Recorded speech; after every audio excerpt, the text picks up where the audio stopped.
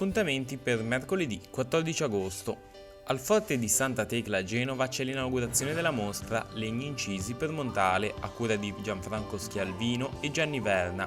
80 xilografie ispirate dai versi del poeta ligure, si può visitare dalle 17:30 alle 23:30.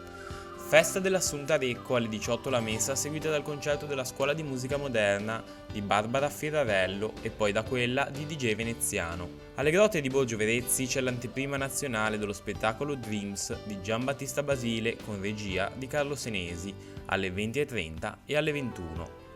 Festa dell'Assunta dalle Grezze di Santo Stefano d'Aveto alle 20:30 la messa prevestiva nella chiesa locale, a seguire il concerto del coro La Contrada diretto dal maestro Graziano Tassi. Al circolo di Villanoce a Rezzoaglio c'è la 14ª edizione del torneo di calcio balilla.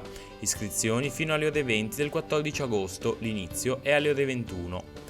A Vico Soprano di Rezzoaglio c'è la festa della birra, dalle 21 musica con Spunciaporchi e Luca Parpaiola. Nel piazzale della chiesa di Carro, concerto del trio Nordio Sciortino Dillon, inizio ore 21.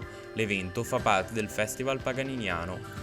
All'oratorio dei Neri di Rapallo va in scena il concerto dei Cello Organic, Renata e Radoslav Marcec, rispettivamente al violoncello e all'organo, inizio ore 21:15. L'appuntamento è inserito nel Festival Organistico Internazionale.